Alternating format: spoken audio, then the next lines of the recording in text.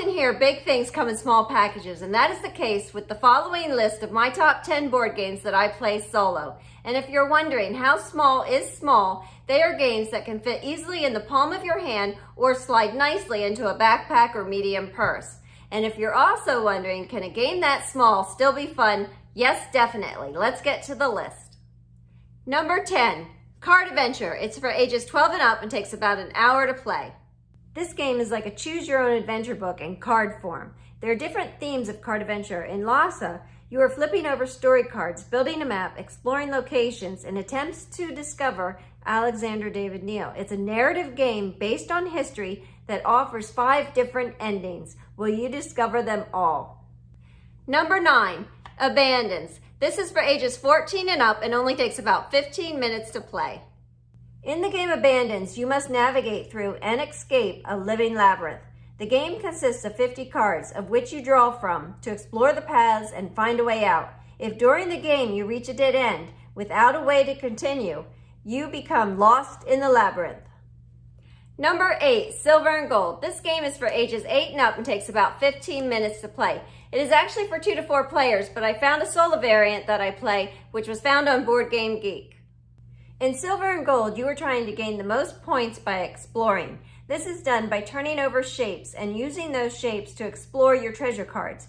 You gain points by completely exploring your cards, as well as gaining bonus points during that process. The game is a fun flip and right, where at the end you just wipe off your cards and start again. Number 7, Tiny Epic Quest. This game is for ages 14 and up and takes about an hour to play. In Tiny Epic Quest, you set off on an adventure. Your goal is to gain the most points after 5 rounds. Will you make it to be called Hero of Legend or end up considered a peasant? To gain points, you explore the land, complete quests, fight off goblins, collect legendary items, and acquire ancient spells. It feels like Zelda in a box. I love the tiny treasure and legendary items, and the meeples which are able to carry them. Totally cool. Number 6, One Deck Dungeon. This game is for ages 14 and up and takes about a half hour to play. In One Deck Dungeon, you choose a character and set off on a quest to explore a dangerous dungeon filled with monsters and loot. The further you go, the more dangerous it gets. However, you yourself are becoming more powerful as well. If you survive to the deepest sections and defeat the boss monster, you can claim victory. Cards and dice rule in this game.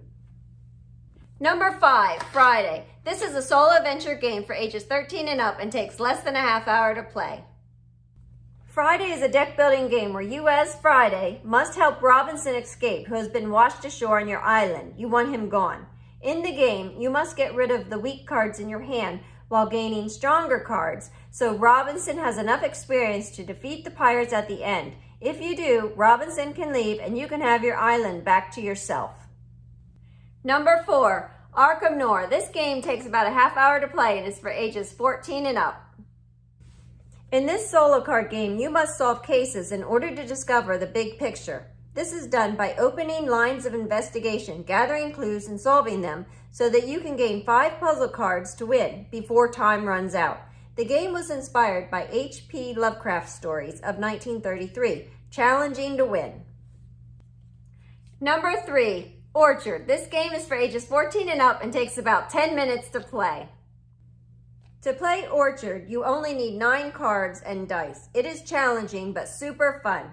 The object is to gain the most points by overlapping fruit trees, thereby growing that fruit. The trees must match up in order to place a die, and the more trees you can overlap, the more fruit you grow and the more points you gain. Number 2, Food Chain Island by Button Shy Games. This is for ages 8 and up and takes about 10 minutes to play. Another super fun and quick mini card game by Button Shy Games. In Food Chain Island, your animals are hungry. You must eliminate your starting 16 cards down to 1. This is done by eating other cards according to certain rules and applying the card's special abilities. You continue until you can't eat anymore. How low can you go? 3 or fewer, you win. More, you lose. And number 1, Star Realms. This is for ages 12 and up and takes about a half hour to play. Inside one box of Star Realms are multiple different challenges. It is a deck building game where you must defend your space. You will use your ships and bases to build your deck with stronger cards for battle or for trade to gain yet stronger cards. Whoever reduces the other's score to 0 first wins the game. So there are 10 games that you can easily slip into your backpack and take on your next trip or wherever else you go. Thanks for watching.